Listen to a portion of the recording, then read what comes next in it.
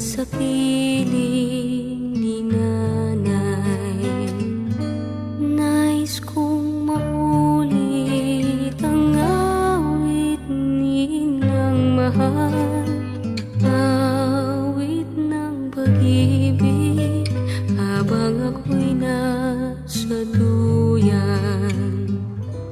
Pasko, 5 letra na kapag narinig ay puno ng kagalakan. 5 letra na nagbibigay kulay sa bawat daan. 5 letra ang dahilan ng kaliwat kanang handaan. 5 letra na sa tuwing sasapit, bata ang unang naiisip. Pasko, itong 5 letra rin ang dahilan nang maging sila ay mapasaya din.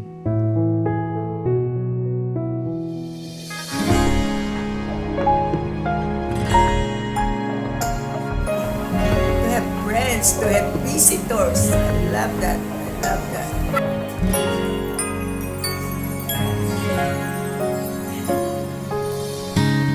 Kung kailan pinakamadilim ang mga tala ay mas nagnininig, gaano man kakapal ang ulap, sa likod nito ay may liwanag.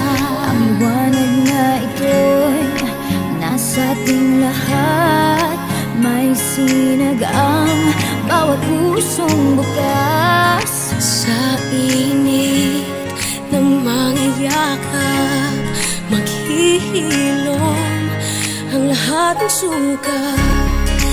Ang nagsinting itong ilaw, walang iba kundi ikaw. Salamat sa liwanag mo, muling magkakakulay ang Pasko. Salamat sa liwanag mo, muling magkakakulay ang Pasko. Oh, oh. Tayo ang ilaw sa madilim na daan, pagkakapipisig ngayon ay higpitan. Paramdam din natin sa kanila na hindi sila nag-iisa sa mundong to. Parang isa tayo sa pamilya nila na nagmamahal sa kanila. So, I'm happy with the Ama Feel na ginawa natin to. And sana magtuloy-tuloy. May sinag ang bawat pusong bukas, sa init ng mga yakap, maghihilom ang lahat ng sukat. Ang nagsinding ilaw, walang iba kundi ikaw. Salamat sa liwanag mo, muling magkakakulay ang Pasko.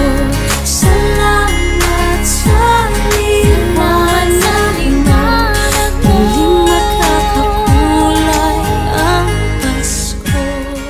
Sobrang saya kasi yung mga matatanda, kahit na paulit-ulit yung sinasabi nila, yung parang sobrang ramdam mo yung saya nila.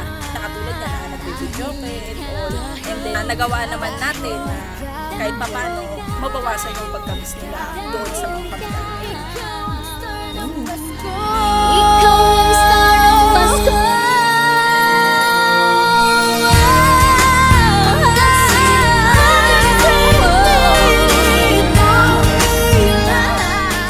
Ang tema po ng outreach program namin for this year is parol.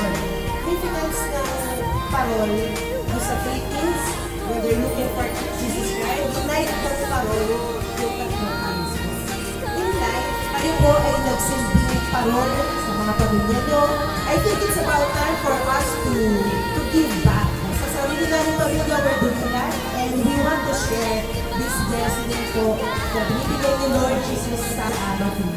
Sa araw po ngayon, nagsilbi po kami ng parang parol. Babayan kayo kung paano ulit maging masaya.